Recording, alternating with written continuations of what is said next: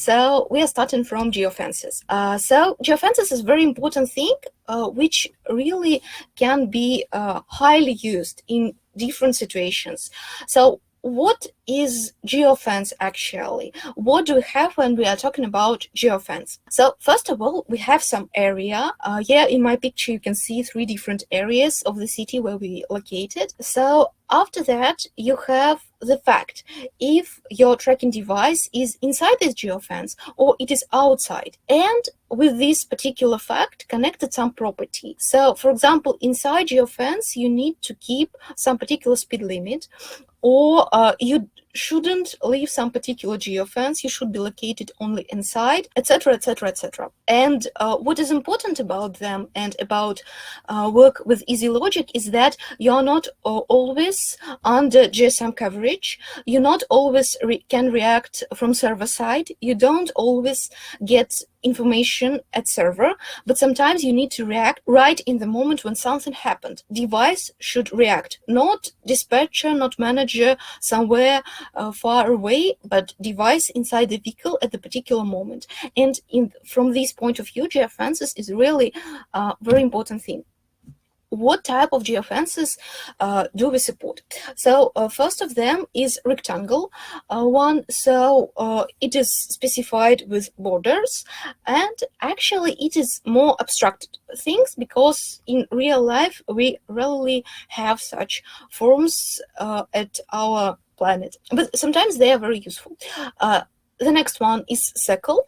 They are typically used when you have some point of interest and you need to keep control around it, or you need to react somehow on visiting it. You can set them in the script.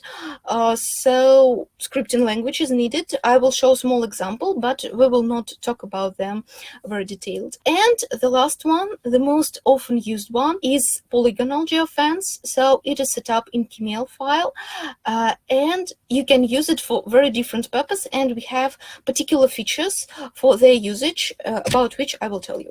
So a few words about rectangle geofences. How are they specified? So you have latitudes and longitudes of its borders. So in the right part you can see very small example about its usage. So first of all, what do we have? In high letters, in caps lock, latitude, it is current latitude. So bottom latitude, it is edge of our rectangle. So if our latitude is higher than bottom latitude, so we are here somewhere, and if it is lower than top, so we surround our location with top border and bottom border. And if it is surrounded from this side, so if we are here inside the rectangle, so we are checking with current location our some send before borders. In this case, we put flag that here we are inside of the geofence, and after that, it is not presented here, but general idea that we can react somehow. So we are inside this rectangle. If no, we just come back and check it again. What difficult moments of this kind of setting of geofence is that we have different parts of our world, and sometimes latitude, not latitude, longitude is from right to left, numerated, and sometimes from left to right.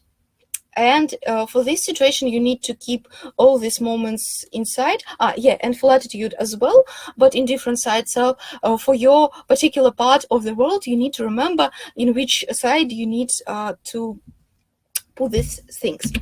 About next part, about circle geofences. So they're set up in script. They are set up with the center of this circle and with its radius, and we have particular function, it is called in zone, which provide us with information if device currently located inside this circle or outside.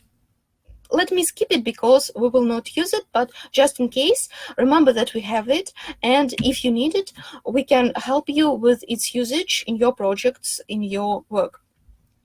And the last type of geofences I would like to talk to you today about is polygonal geofences. Most often used, what advantages do they have?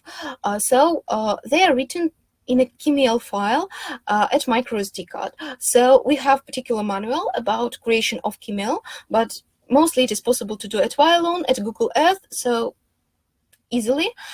So you create it, you put it to microSD card, you can synchronize it using WebDAV technology, so you can update it from time to time as often as you need without changing configuration. So when we were talking about circle geofences, rectangle geofences, they were exactly inside the algorithm. And as for about polygonal geofences, they're not inside the algorithm, they're in particular file, and you can upgrade this file without changing the algorithm. It is very convenient. And besides, very good feature of it is that you can check geofence number, and you can check geofence properties, and more detailed about geofence numbers and properties, why they're so important. You can face such very important case like speed control in particular geofences. So like in the city center you have limit, let it be 40 kilometers per hour. In, for example, in some old objects it is 20 kilometers per hour. In bridge you can go like 60 kilometers per hour. So different speed limits and different speed control is needed. And when you need to react inside the vehicle, you can create geofence, and you can put these particular speed limits inside the name in this particular format, like name, after that, instead of N1, first number, instead of second, instead of N2, second number, etc. If you don't need all the numbers, you can just use only one. And what is this? It is geofence property, and you can find in list of available parameters in easy logic in navigation actually this geozone property 1, 2, 3, and 4. And what will happen? So you put these particular names of geofences with these numbers you need for some processing of geofence. You put it to KML file. You load KML file to microSD card to your device, and after that you are writing algorithm, and in algorithm you can check like the following. So let's have a look at the example. First of all, you are checking geofence number. So it is responsible for number of geofence in KML file, and it is actually check if you are inside geofence or if you are outside of geofence.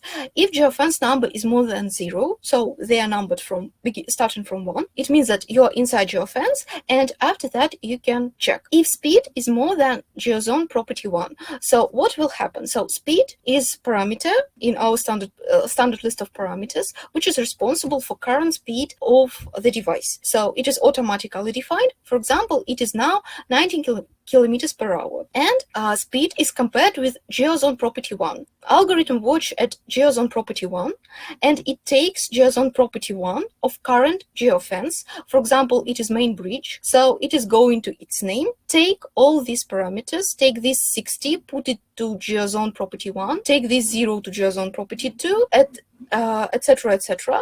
So instead of geozone property 1, in this condition you have 60, because this 60 is inside the name of geofence. Current speed will be compared with its geozone property 1, so it is 60. We understand that our current speed is more than this geozone property, so speed limit actually, so you wrote it like you know that it is speed limit, you decided that it will be speed limit, so you compare it and you understand that you need to react. In this case you have, for example, diagnostic message, SMS, very often used like plain audio file, buzzing, that driver, hello, you are overspeeding. And using this just naming inside geofence in KML file, you are getting such control. We should, in order to use this geofence properties, we need to name geofence in particular way. So you put name, after that you put this sign, and you could put 4 different numbers. If you need to use only one, you write only one. Here in my case, I needed only speed limit for geozone. No other information was needed for me, so I put 60 instead of N1. So main bridge is name, N1 is 60. So N2 0, N3 0, N4 0. So and N1 is it is located in, it is name in of Geofence in Camel file, and when you put your micro SD card inside the device can process this file, can understand if it is in this Geofence or in different one, and when you request its Geofence property, geozone property, no matter, geozone property 1 is first number, geozone property 2 is second number in its name, and here you can compare your speed with some geozone property. I decided to compare with first one, so I put important information into the first place. If you need, for example, to control like two speed limits, like lower and higher, so you use N2. So instead of this second 0, you write, for example, 20, and here you add additional conditions, like if speed is less than geozone property 2, react the different way, so play the different audio file. And for this situation, your driver will get two notifications. If he's moving slowly than 20 kilometers, so you, for example, play audio file, you have to go faster, and if he's moving faster than 60 kilometers per hour, you're overspeeding. Can we change the speed limit based on time, night and day? So, for example, what can you do? You can put first speed limit like night speed limit like N1. You can put second speed limit like 80 instead of N2, and after that you are going through the algorithm. We have in our general properties, we have properties which are responsible for time. So you will have condition.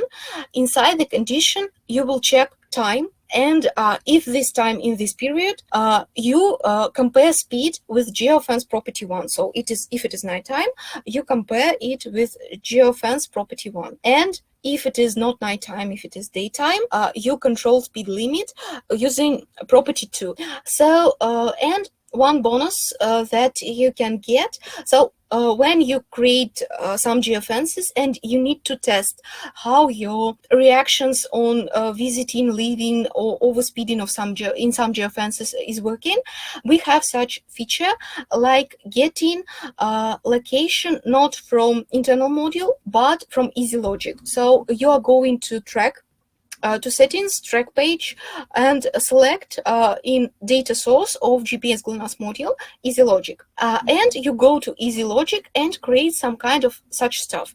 So there is block, like set position, and you input all this position yourself. So please remember that you need to multiply on 1 million, just because we don't keep comma, and in order to get real position, you need to divide this number on 1 million. So in order to get from your current position proper values for this block, you need to multiply on million, and you fake your position, keep some position for some amount of second, and then change for different position. Using this, I checked work of our device when one of the customers complained that his algorithm is not working properly. So you fake your position and work like this, just preventing your question. So it's very difficult to fake track using this. That's why it's not presenting any danger for anybody. It's just for testing and for your convenience.